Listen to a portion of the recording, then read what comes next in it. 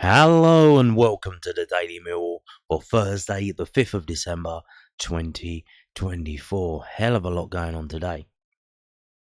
So let's just jump straight into it. We got this, which is interesting to say the least. This is from southernnews.co.uk.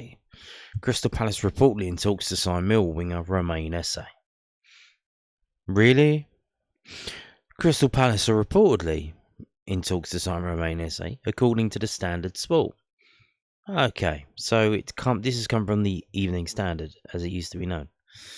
The Eagles are pursuing a buy-to-loan deal that would see SA19 remain with the Lions on loan for the rest of the season before joining Palace in the summer.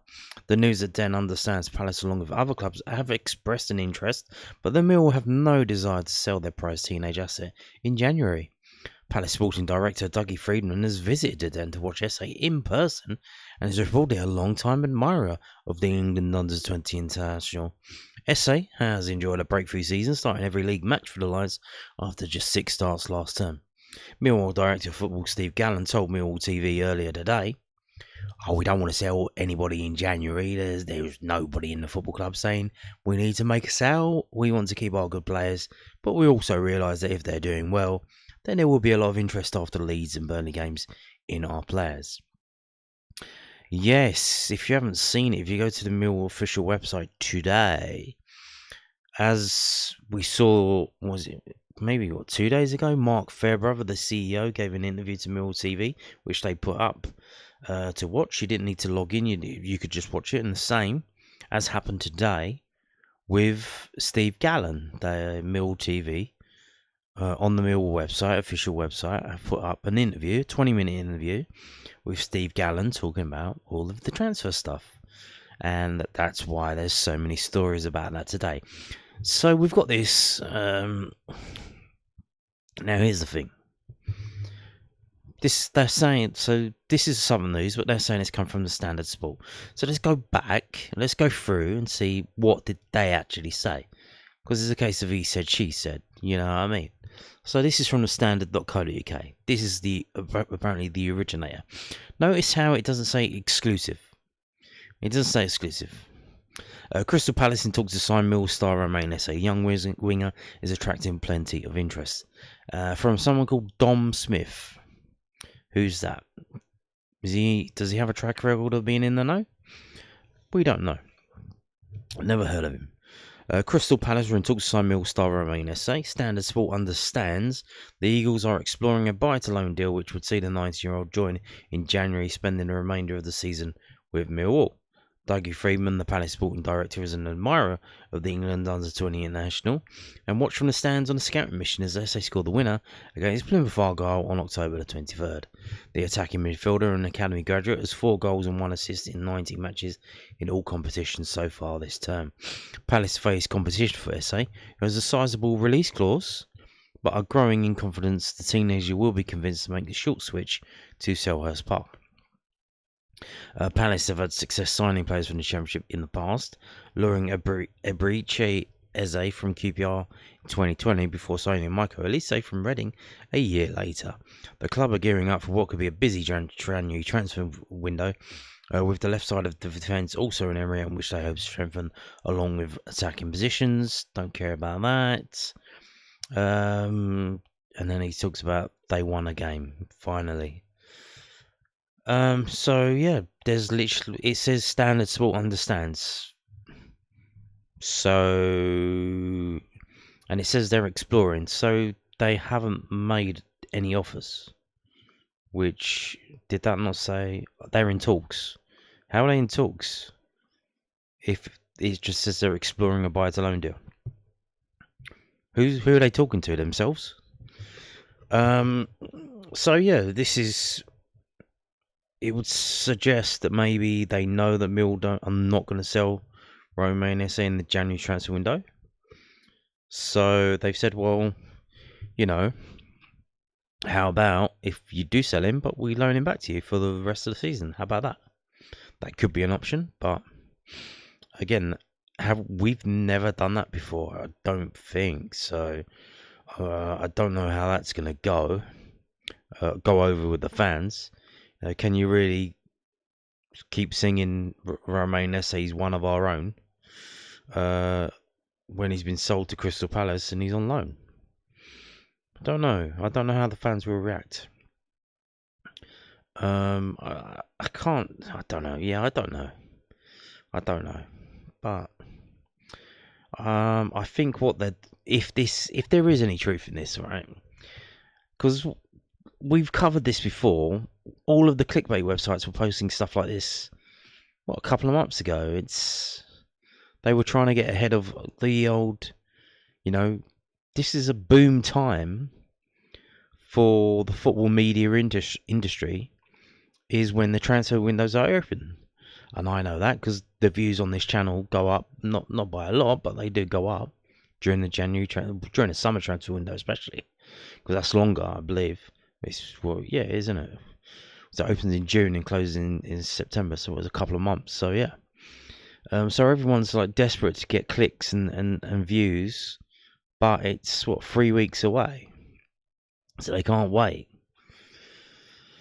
Well, we'll see. But to be honest, I don't really care if he goes to Crystal Palace. I'm not really that bothered, like in terms of how could he go there? Like, as long as they pay a decent fee. I mean, it is what it is.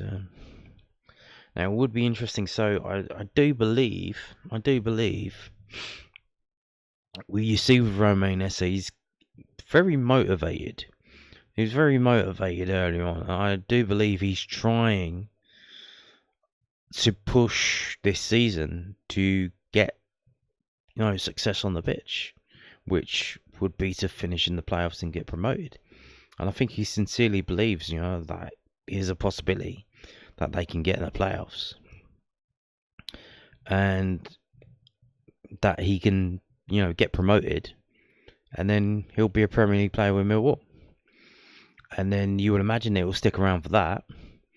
And then once you would imagine that there's probably a high chance that we'll get relegated after one season.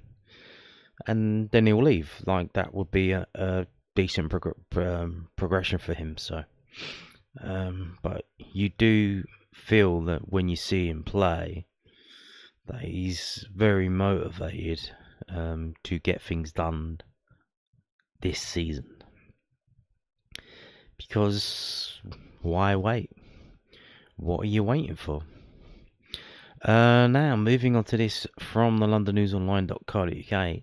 As I mentioned, Steve Gallens interview. Obviously, it's been written up. They've written it all down. So I don't know if they had an advance copy or they were told it was going to drop. But the Southern News and the South London Press have been writing up today.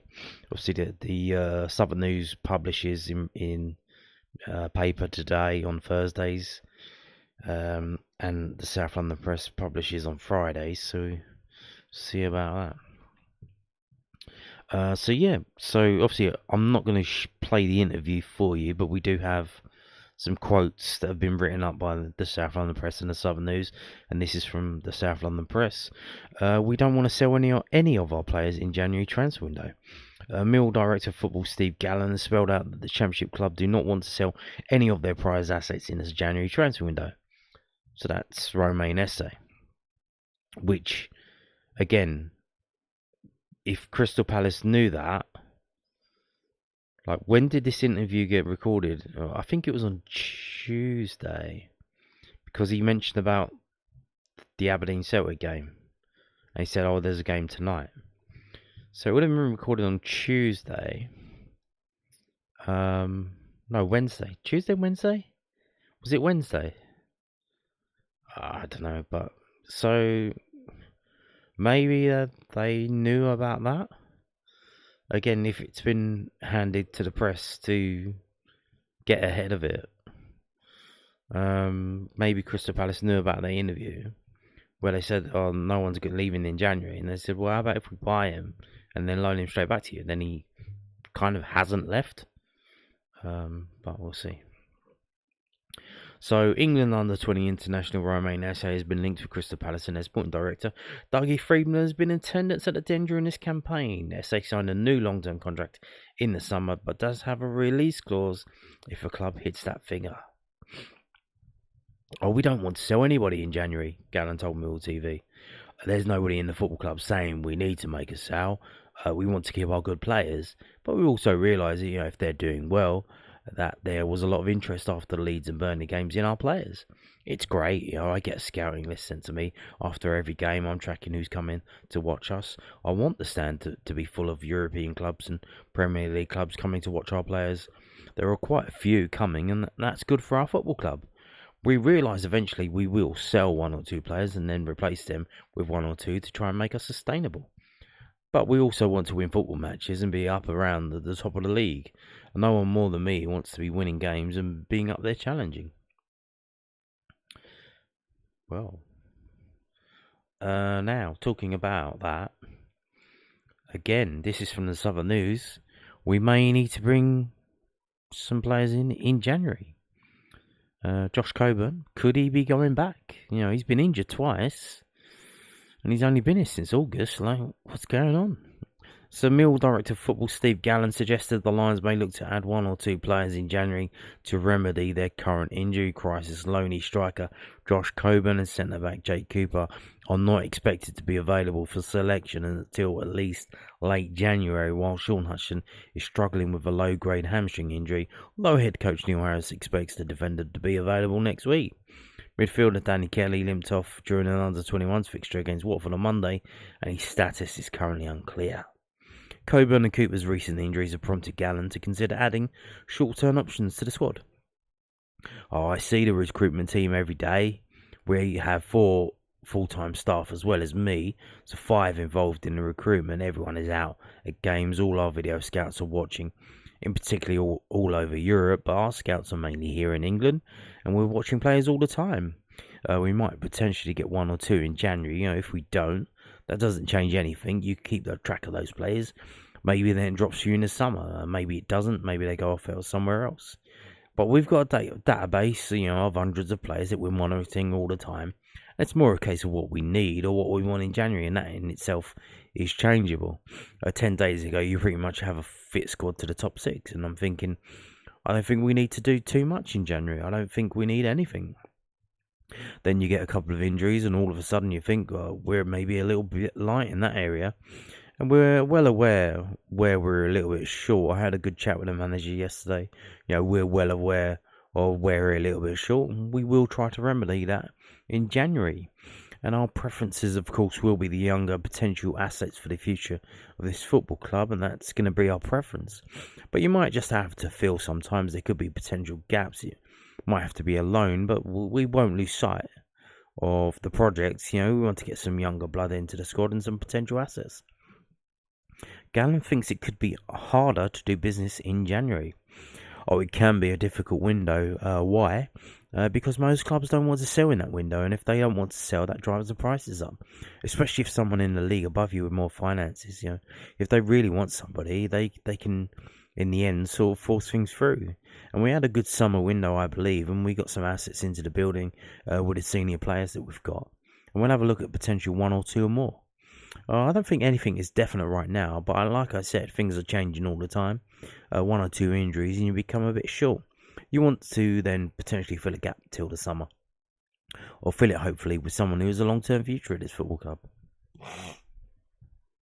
Yes, that would be nice, although they would come in and then sit on the bench and then not come off the pitch and only playing under 21 games. So maybe they're not interested in doing that. Now, again, like I said, we've got a lot coming out of this 20-minute interview with Steve Gallon.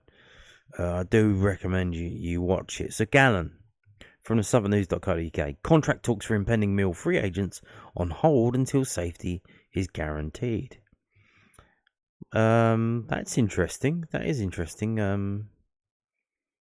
That I guess it's just prudent, really, that you don't talk to players about extending contracts if you're not really sure which league you're going to be in, but it does suggest that there is a threat of relegation that the club is very well aware of, which is kind of worrying. But I mean, there's some real shit fucking teams in this league. QPR, Cardiff. Who've got massive financial problems, which we don't seem to have. But there you go. So Millwall Director of Football Steve Gallens told Millwall TV that discussions over new contracts with impending free agents will be put on hold until the club has secured safety in the Championship. Several first-team players at Millwall, including George Honeyman, Duncan Watmore, Sean Hutchinson and Tom Bradshaw, have contracts expiring at the end of the 24-25 season. Oh, as you can imagine, a couple of agents and players are ringing me up and asking me, Gallens said. And the first thing to say is that we've got a few out of contract and them lads are doing really, really well. And my advice to those players is just to keep doing that. I've been speaking to the chairman about this and the rest of the board, and we feel that we can't start talking about contracts with anybody until we know we're in a safe position, that we're not looking over our shoulder. We want to keep looking up at the table, but at the moment there won't be contract talks with anybody whose contract is running out at the end of the season. With the senior players, there is a cost to the football club, but we also recognise the value that they are bringing out there every Saturday. And I'll use Lenny as an example. The first thing I did when I got to the football club was give him a new and improved contract, and he deserved it. It's very, very important for George Saville to be around at this football club, and he's really helped the younger lads. He's a proper club man, and we don't lose sight of that. But there does come a time where, however nice they are, however good they are, they still have to be Championship footballers of the standard. And if they're not, then why are they still here?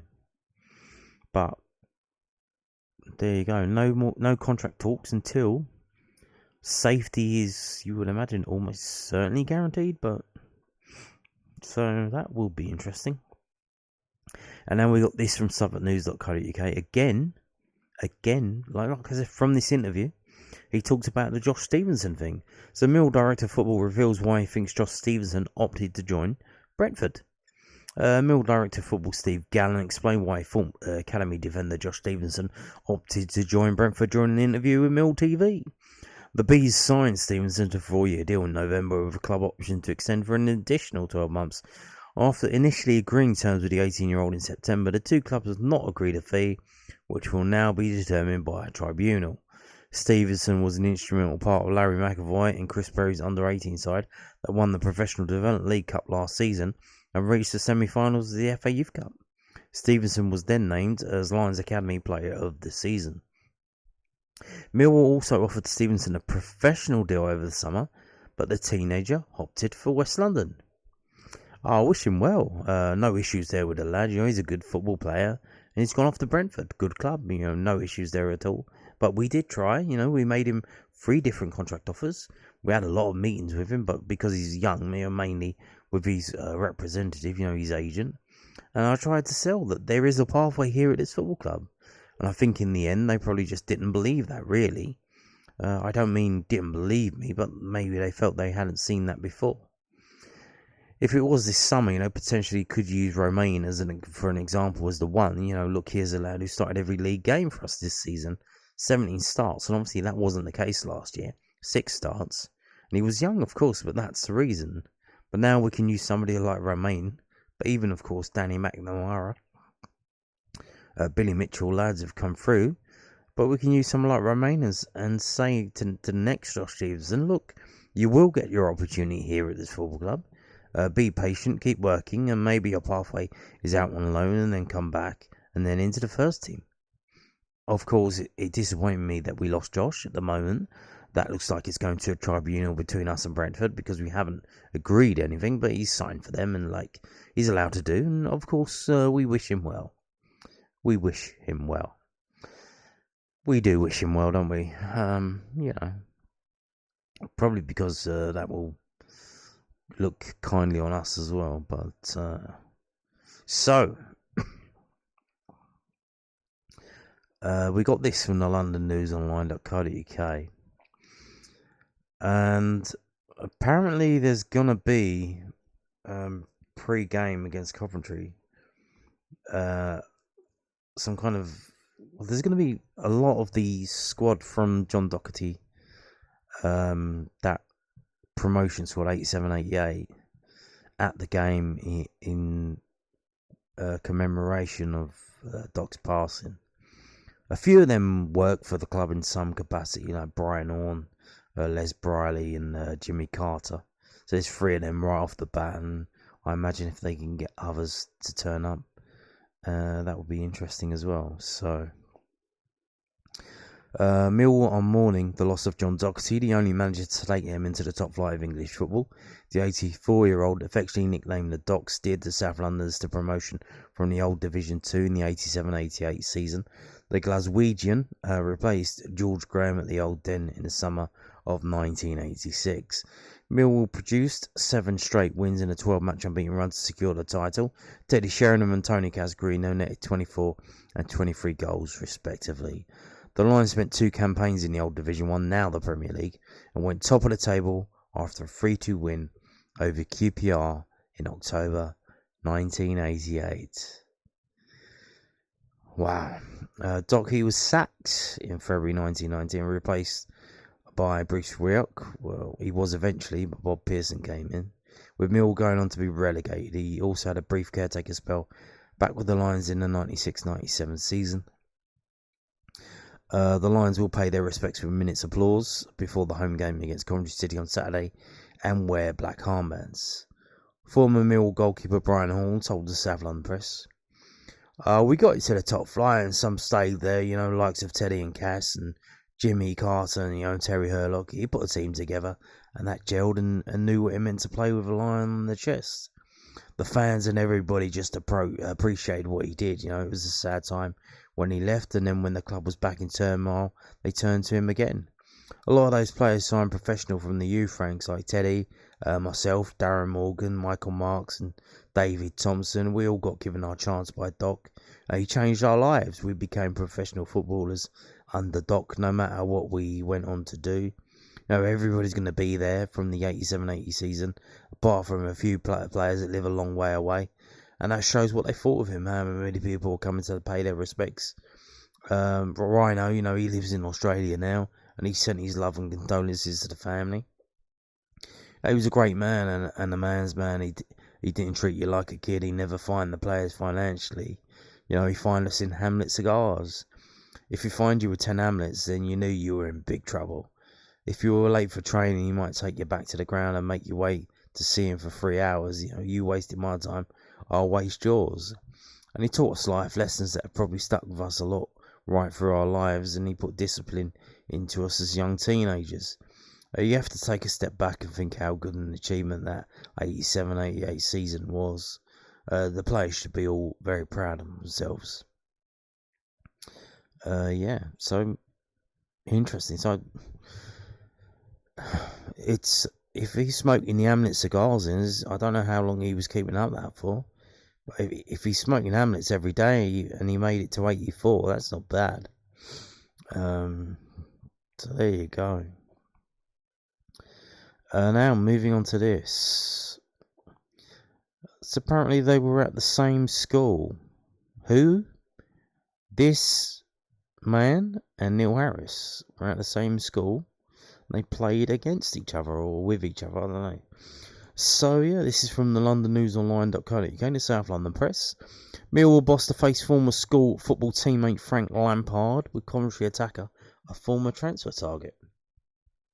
Millwall manager Neil Harris is gearing up to pit his wits against Coventry City on Saturday, with new Sky Blues boss Frank Lampard once a teammate when the pair were together at school.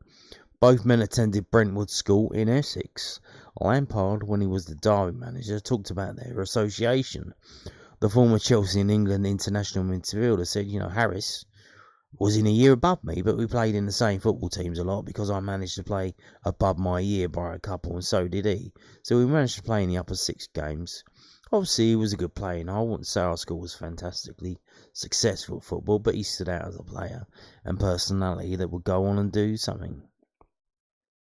Harris, talking to the South on the press this week, said, "Oh, I've played against Frank's teams in the past, you know. Some of the staff here know Joe very well, and he will be very instrumental in the coaching setup and playing style at Coventry, which means we have an idea of that, and it's going to be a completely different game to what we might have faced 3 weeks ago. Mark Robbins did a brilliant job at Coventry, and he was just very unfortunate to lose his job, you know. And that's just a taste of what modern football and society is all about, where people have an opinion. You know, I'm really pleased for Frank, you know, to get an opportunity to manage again. He's a really good guy, you know. He's done really well in his career. He did an excellent job at Derby, you know, and he did a really good job at Chelsea. It was a really tough gig at Everton, and fully deserves an opportunity to be at a really good level again. I'll look forward to catching up with him at the weekend, but obviously we're really desperate to win at home. Millwall, one of the clubs pushing hard for Efron Mason Clark in the winter transfer window when Edwards was head coach. Initially, the attacker was loaned back to Peterborough United after a deal was struck with Coventry City. The 25-year-old scored his first goal for the Sky Blues in Lampard's opening game in charge, last weekend's 2-2 draw at home to Cardiff. Well, you know he's a good player then if it's taken him all. If he signed for them in the summer and he's only just scored. Mill can make it 10 championship matches unbeaten at the weekend. Yeah, another draw. We can make it 10, make it 11. Let's get another 2 draws. Make it 12, 13, get another 3 or 4 draws, you know. At least we can keep saying we're unbeaten.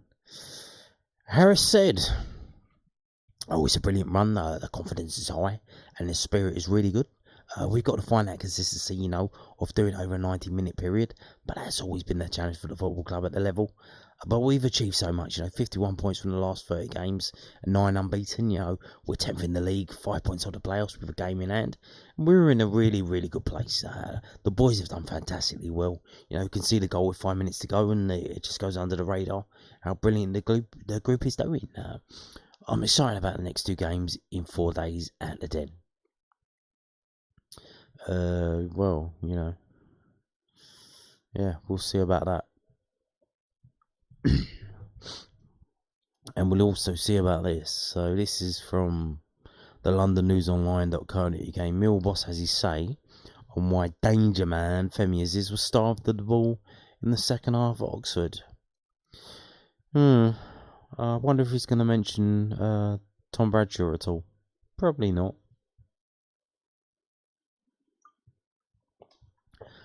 So let's have a read of this then. Neil Harris has given his thoughts on why Mill's supply line to Femi Aziz was cut off in the second half of Saturday's 1-1 draw at Oxford United. The summer transfer window signing from Reading was a big threat in the opening 45 minutes, but Aziz and all the other attacking players were largely nullified after the break. Yeah, it's kind of weird, isn't it? It's kind of weird. Let's see what Neil Harris says. Does he say it's because Tom Bradshaw's not very good anymore? Well, we turned the ball over too cheaply in the second half, Harris told the Sound on the press. Oxford, as we expected, they were much better in the second half. There was a scenario where we were very disappointed with our first half against Sunderland. We came out and we absolutely battered them. Because of the reaction, slight tinkering the playing style. And Oxford changed, to a certain degree, how they wanted to build up, which meant we had less of the football. And that was fine, because Oxford never caused us a problem up until the goal. We gave the ball away 3 or 4 times in good areas, where we didn't in the first half, which gave us a lot of opportunities to get in the penalty area. And that's probably why our wider players are a little bit quieter in the second half. When it becomes like that, we really miss someone like Dalton Watmore from the team, because his profile of taking the ball between the lines and carrying the ball up the pitch in tight areas is so vital for us. Again, no mention of Tom Bradshaw, but let's see if he understands that that's what the problem is. But he just obviously he's got the kindness to not mention it out loud, which obviously people like me and others haven't got that, because I'm a Millwall supporter. I'm not a Tom Bradshaw supporter. It makes me laugh, on this channel, YouTube. You got all these channels doing interviews with players and not really bothered. I'm a Millwall fan. I'm not it's interesting if they've got interesting stories, but I've got my own relationship with Millwall of attending the games and going with other people that I know, friends and family. That's my relationship. That's my history with Millwall. I don't really care to hear, interviews with football players that play for Millwall. Really, I don't really care that much. But hey ho. Now, moving on to, we're still going. We're still going now. This. So obviously we're doing pre-match interviews and whatnot. But we're still talking about the Oxford game. We're 2 days away from Coventry and we're still talking about the Oxford game. Okay. Extremely harsh. Mill boss on the yellow card, which rules former Tottenham man out of Coventry clash. Neil Harris reckons that Jafet Tanganga's early booking at Oxford United, which sees the Mill centre-back suspended for Saturday's home game against Coventry City, was extremely harsh. The former Tottenham defender was punished for his first foul in the opening minutes of the match. Tanganga now serves a one-man match ban for collecting 5 cautions. And Harris told the Southland Press, I thought it was extremely harsh. If the referee sets the tone and it's going to be a yellow card, then there are 2 or 3 other instances in the first half where Oxford players could have been booked. I'm certainly not saying I wanted them to be booked or expecting them to be booked. So I suppose that shows I don't think Jafet's was a card. It's a very strange decision so early in the game, but there's nothing we can do about it, God damn. Jaff managed himself brilliantly after that, and was our best player on the pitch. We lose him for a game, and it's a big loss. Our record with him in the team is quite phenomenal, last season and this season. And it's a disappointment for us, but we have to accept it, It's an opportunity with no Coops, Jaff or Hutch, but other players to step in and take their opportunities. Oh, my God, that sentence is just made my veins run ice cold. With no Cooper, Jafet Tanganga, or Sean Hutchinson. Oh my goodness, who is going to play? Is it going to be Harding and Wallace? Is he going to switch to a 3 at back? Because they ain't the best. They ain't the best. So if you ran an extra one in there, maybe it'll help them out. I don't know. This is I think the unbeaten run is. There's a chance it might end on Saturday, so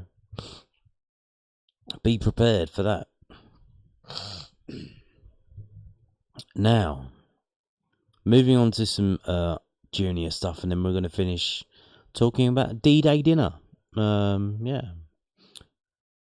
southwarknews.co.uk. Every time you play a club who's rejected you, you want to prove them wrong. Under 21 ace Rahis Bangora Williams on his journey from non-league to Millwall's academy. Yeah, he's just a highly little player. Interesting watching him play. Rahis Bangora Williams has an unconventional path to Millwall's academy. While most teenage footballers develop their skills alongside players their own age, Bangora Williams, 20, has been testing himself against adults since the age of 16. Deemed too small for academy sides, the central midfielder turned to non-league football, where he quickly made his mark. Within 2 years, he earned a promotion to Tooting and Mitcham's first team. His precocious talents soon earned him trials at multiple Category 1 and 2 academies, before he eventually landed at Millwall. Bangora Williams recently sat down with Newsenden to share the highs and lows of his journey to the Lions and what comes next. I signed for Millwall last year in December. I had a different route to get there because I played in non-league. I was at Tooting and Mitcham from 16 to 18, and in my first year, that was a COVID season, so the majority of the time I was with my own age group. And the second year was when I started to really kick on, and then I started to make appearances. I made my debut when I was 17 in the first team, and I think I got 9 games in my second year as a scholar, and then the season after that was pretty much a consistent starter throughout that. Then I started the trial process. I went on trial to Brentford first. Then I went to Middlesbrough and I went on trial with Mill after that. At that point I didn't get in, but I came back on trial a season later. I was fortunate enough to get my pro contract then. Bangora Williams tried to go down the traditional route of joining the academy, but could not quite find a permanent home. I was first at Chelsea's pre-academy from around 5 to 8, Bangora Williams said. Then I was at Watford. I signed at Watford when I was under 9s, and that was for a very short period. Then I left, and then I was in grassroots. I played for a team called Park Langley, which was like a local team that my dad was the manager of, and he was my manager, until I was maybe like 14. There I played up a year, a lot to develop quicker. Then I was in the development centres. I spent time at Tottenham Development Centre and Norwich, and I went on trial to quite a few clubs. But I wasn't quite ready at the time, so I had to learn the game differently to others. Most clubs opted not to sign him as a teenager due to his slight build. I was such a late bloomer compared to everybody else. When I was about 14, 15, I was still very small compared to a lot of the players in my age group. And my birthday is late in the year, so it was like almost like a year behind everybody else. And when I was younger, I wasn't physically as able as everybody else. So everyone kind of peaked a bit earlier than me. So I had to go down into non-league and play with a lot of men. So I could speed up my development. It's helped me out a lot. It's made me the player I am today. Playing against and alongside grown men aged just 17 is no mean feat, especially for a player who was a late bloomer physically. However, Bangor Williams had grown accustomed to it by the time he joined Tuna Mitcham. I played a lot of men's football, from when I was young. So the jump from kids to playing with men, obviously, I still had to adapt, but I think it was a bit more of an easier transition than for most, Moving from club to club at such a young age was mentally draining, but it has also provided Bangor Williams with plenty of motivation to prove his doubters wrong. I was always mentally tough, because you never really know if you're good enough. Football's a tough game, so no one might tell you the real reality and the real truth behind it. So for me, it's made me understand the game a bit better. Being rejected also makes you want to do better, because you want to prove people wrong. So every time you play the club who's rejected you, you want to prove them wrong. And if you get an opportunity to play against them, you want to be like, well, we missed out here on a player, so I really want to impress.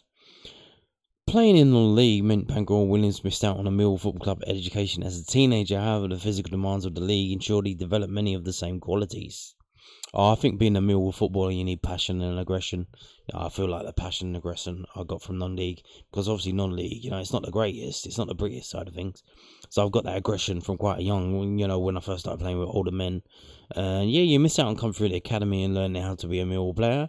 But I feel that aggression and passion, I've got that within my soul. So when I stepped into Millwall, it was almost like an easy transition to say, well, now I'm here. I've got all the traits of a Millwall player, and now I'm here as a Millwall player. And I think the route that I took, has helped me come along a lot. Since signing for Millwall, Bangor Williams has grown as a footballer and has become an important part of Kevin Nugent's under-21 side. Being under Kevin Nugent and Paul Robinson, they're always demanding. Kevin Nugent especially, he can see things that he thinks I need in my game, so he's going to be demanding me to do certain things. Even if I need to be a bit more aggressive, he'll let me know, and he'll take me to do things to improve my game. Robbo and Nuge have really helped me my game come on, especially with the defensive side. When I came in, I wasn't as good defensively, and now it's an area where I've really strengthened, and it's they've helped me my game come along so much.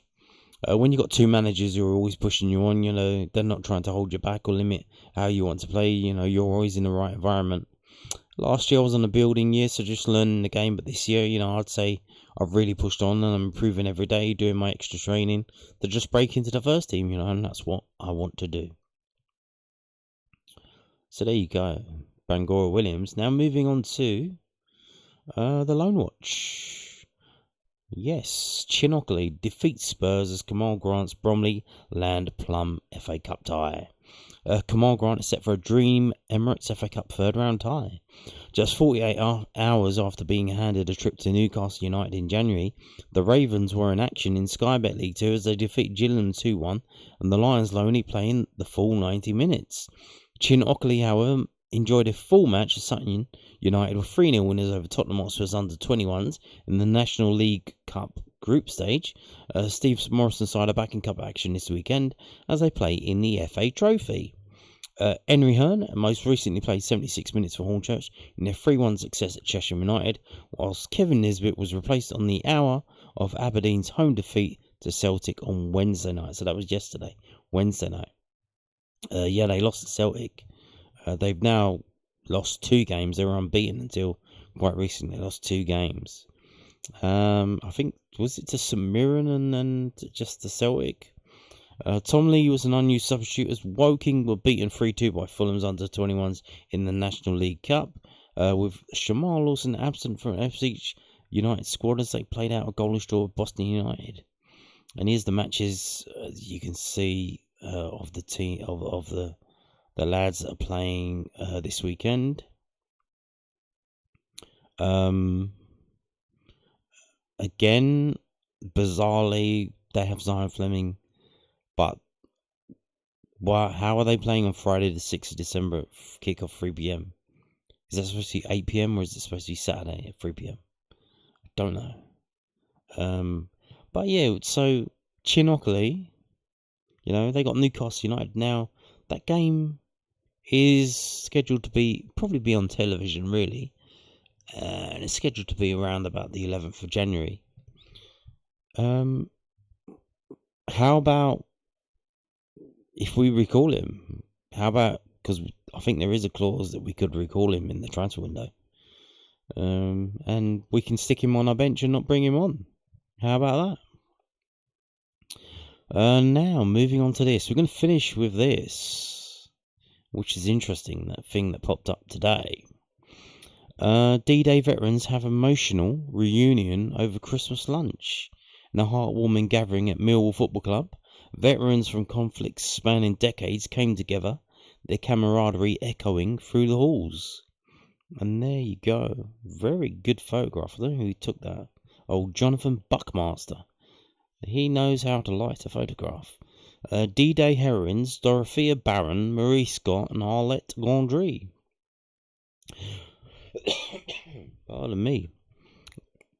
The cheering and rapturous applause they received was the kind usually reserved for sporting superstars, so it is fitting conquerors, liberators and lionhearts from the greatest generation gathered for their slap-up Christmas lunch at Millwall Football Club. Heroes from the Second World War lined up at the Den in South East London to toast a very special year. They arrived as VIPs in a convoy of black cabs for the annual gathering organised by the taxi charity for military veterans. Among those raising the glass was Arlette Gondry, who was just 4 on D-Day, on June 6, 1944. British troops entered her family's cafe in Bonneville, Normandy, making them the first family to be liberated from German control.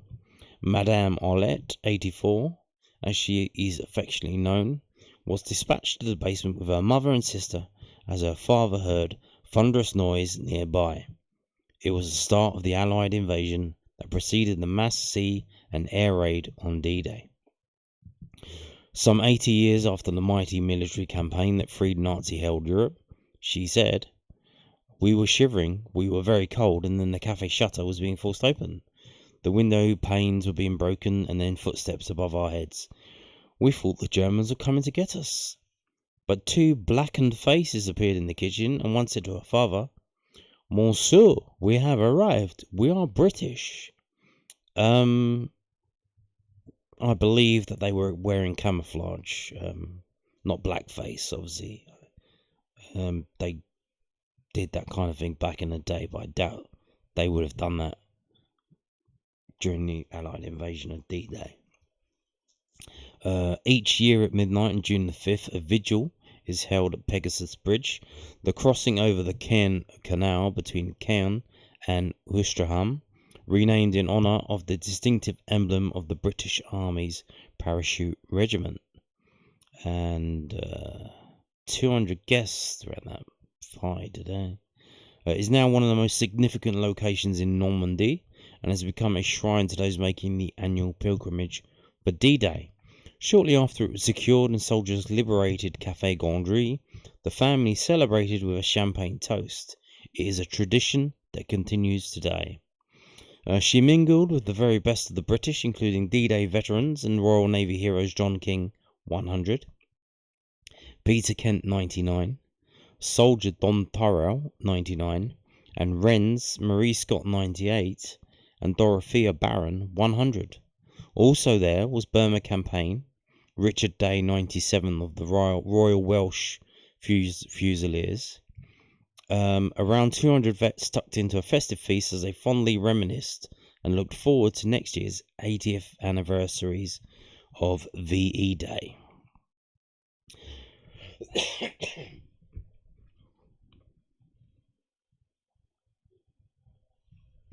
Many last saw each other in June when they gathered on the beaches of Normandy in France to honour the 80th anniversary of D-Day. Although there was much mirth and merriment, there was a touch of sadness too. Noticeable absentees on an ever-increasing roll call of departed heroes include Bill Gladden, who died in April aged 100, and Les Underwood, who died in September aged 98. And here we have photographs of Peter, 99, and Burma Campaign, Richard, 97. Royal Navy hero John from Dagenham in Essex joined the senior service in April 1943, aged 18, and served with the 14th Destroyer Flotilla. He was friends with Braveheart Bill and said he was a great character, full of stories. And that's part of the reason we all enjoyed it so much. People ask why we all look so cheerful. Well, you've only got one life, so live each day as though it was your last, and that was Bill's motto, and it's mine. Also among the glittering array of heroes was Marie, who was just 17 on D-Day and working in a top-secret underground bunker, passing coded messages from military commanders to soldiers landing on the beaches. When troops were talking on their radios, she could hear every blood-curdling sound from across the water. And she said, "I can only say that the taxi charity for military veterans has totally changed my life, and over the years have given me so many wonderful experiences, and I will be forever grateful for them for enriching my life so splendidly." The band of brothers and sisters at the Glittering Bash spanned conflicts from the Second World War, Korea, Burma, the Far East, Falklands, and Afghanistan. Paul Jacobs was just 20 and serving in the 2nd Battalion, the Rifles, when he was blinded by a Taliban bomb while trying to save a stricken colleague in Afghanistan in 2009. He was later awarded the George Medal for bravery. Next year, Paul, 35 from Ramsgate, Kent, plans to run the London Marathon to raise money for the charity. Charity patron, Vice Admiral Sir Adrian Johns, said, "I pay tribute not only to our veterans but also to the London taxi drivers who give up so much of their time to support them." So there you go, that happened at the Den this week. Christmas dinner for military veterans, and the highlight is obviously on the D-Day veterans who may not be around that much longer. We may get to a point in the next 2 or 3 years when there was just one person left. And that's kind of interesting and crazy to think that one of the most deadly conflicts in the history of the world, that saw the unleashing of the nuclear bombs in Hiroshima and Nagasaki, that time at that place, we will now find ourselves when nobody who is walking on our earth was alive when the Second World War was taking place. Crazy world, eh? And on that note, thank you for watching. Goodbye.